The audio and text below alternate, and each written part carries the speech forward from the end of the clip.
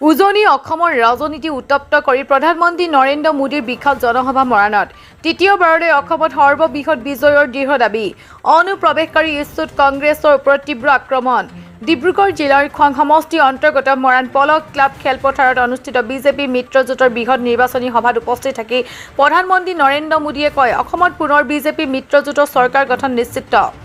অনুপ্ৰৱেশকাৰী খেদাৰ সাহস কেৱল বিজেপিৰ আছে আপোনালোকৰ এটা ভোটেও অসম ৰক্ষা কৰিব পাৰে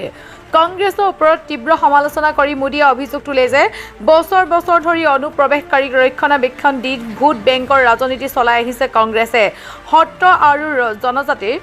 ভূমি দখলৰ বিষয়টো তেওঁ উদ্বেগ প্ৰকাশ কৰে উন্নয়নক লৈও বিস্তৃতভাৱে আলোচনা কৰি প্ৰধানমন্ত্ৰীয়ে কয় 2014 পূৰ্বে অসম উপেক্ষিত আছিল কিন্তু বৰ্তমান ডিব্ৰুগড় বাইপাছ নুমলীগড় শোধনাগাৰ আৰু গেছ ক্ৰেকাৰ প্ৰকল্প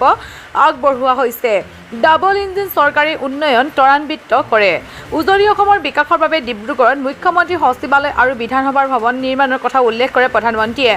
মহিলা সবলীকৰণৰ ক্ষেত্ৰত গুৰুত্ব আৰোপ কৰি 2029 চনত 33% মহিলা সাংসদ সংসদলৈ পঠোৱাৰ লক্ষ্য ঘোষণা কৰে লগতে লাখপতি বাইদেউ আঁচনিৰ জৰিয়তে 40 লাখ মহিলাক আত্মনিৰ্ভৰশীল কৰাৰ লক্ষ্য নিৰ্ধাৰণ এই সভাত উপস্থিত থাকে কেন্দ্ৰীয় মন্ত্ৰী সৰ্বানন্দ সোণোৱাল পবিত্ৰ মাৰ্ঘেৰিটা অগপ নেতা অতুল বৰা সহ বহু কেইজন বিশিষ্ট ব্যক্তি শেষত প্ৰধানমন্ত্ৰীয়ে ৰাইজক ৰঙালী বিহুৰ শুভেচ্ছা জনাই সকলোকে ভোটদানত সক্ৰিয় অংশগ্ৰহণ কৰিবলৈ আহ্বান জনায় আমাৰ চৰাইদেউ জিলাৰ কেউগৰাকী প্ৰাৰ্থীৰ বাবে মাননীয় প্ৰধানমন্ত্ৰী নৰেন্দ্ৰ মোদী ডাঙৰীয়াই আহি আজি নিৰ্বাচনী প্ৰচাৰ কাৰ্য ইতিমধ্যে সমাপন হৈছে আৰু আপোনালোকে দেখিছে যে প্ৰায় 2 লক্ষাধিক লোক ইতিমধ্যে ইয়াত সমবেত হৈছে আৰু ইয়াৰ যোগেদি এটা বাৰ্তা ৰাইজে প্ৰেৰণ কৰিছে যে ভাৰতীয় জনতা পাৰ্টীক তেখেতলোকে কেনেধৰণে গভীৰ আস্থা আৰু আশাৰে ৰৈ আছে অহা 9 তাৰিখে ভোট দিবৰ বাবে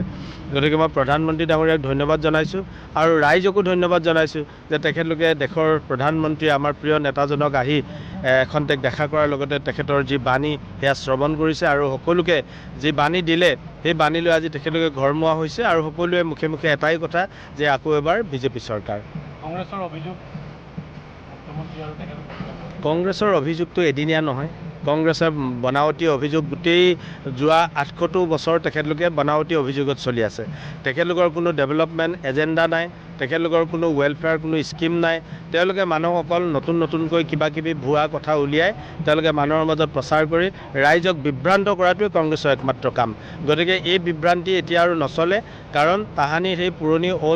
অল্ড এজেড যিবিলাক ৰাজনীতিক কৌশল আছিলে সেইবোৰ এতিয়া অলৰেডি পুৰণি হৈ গৈছে এতিয়া নতুন দিনৰ মানুহে নতুন উদ্যমেৰে চিন্তা কৰে বাস্তৱ অভিজ্ঞতাৰ ফালৰ পৰা কথা ভাবে গতিকে য'ত উন্নয়ন থাকে য'ত কল্যাণ থাকে ৰাইজ তাৰ লগত থাকিব কংগ্ৰেছে একো দিব নোৱাৰে আঁঠুৱা কম্বল সূতা লুঙি টুপি ধুতিৰ ৰাজনীতি কৰা কংগ্ৰেছৰ লগত যি কংগ্ৰেছৰ দিনত দালাল দুৰ্নীতি ভ্ৰষ্টাচাৰ গোটেই সমাজখন গ্ৰাস কৰি তুলিছিল যি কংগ্ৰেছৰ দিনত অসম আৰু অসমীয়াৰ অস্তিত্ব বিলোপ হোৱাৰ পথত গৈ আছিল সেই কংগ্ৰেছক মানুহে কোনোবাই লগ দিব নেকি আৰু সেই কংগ্ৰেছকতো নিদিয়ে লুৰিণজ্যোতি গগৈৰ দৰে যিসকল ব্যক্তিয়ে কংগ্ৰেছৰ বুকুচাত উঠি ৰাজনৈতিক সাগৰ সাঁতুৰিম বুলি ভাবি আছে সেই সকলোকে এইবাৰ এহিকা দিবৰ কাৰণে খোৱাং সমষ্টিবাসী ৰাইজ ভালকৈ প্ৰস্তুত হৈ আছে এইখন যিখন সভা আজি মাননীয় প্ৰধানমন্ত্ৰী মোদীজী হ'ল এই সভাখনে নিশ্চিতভাৱে বৃহত্তৰ উজনি অসমৰ ৰাইজক সকলো ফালৰ পৰা এটা বৃহৎ এনাৰ্জি দিছে অৰ্থাৎ আগন্তুক 2026 নিৰ্বাচনত অৱতীৰ্ণ হ'বৰ কাৰণে সফল কৰি তুলিবৰ কাৰণে যিকণ আৰু এনাৰ্জিৰ প্ৰয়োজন আছিল এই এনাৰ্জি 100% পূৰা কৰি আজি তেখেতে দিবলৈ সক্ষম হ'ল আৰু এই সভাখনৰ যি উৎসাহ উদ্দীপনা সাহস বিশ্বাস আৰু আস্থাত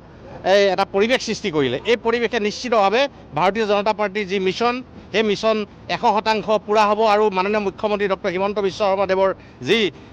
চিন্তা যি গতিশীল চিন্তা এই চিন্তাক বাস্তৱায়িত কৰিব আৰু তেখেতৰ আগন্তুক 2026 নিৰ্বাচনৰ সম্পৰ্কীয় যিটো কনচেপ্ট এই কনচেপ্টটো 100% ফলপ্ৰসূ হ'ব আৰু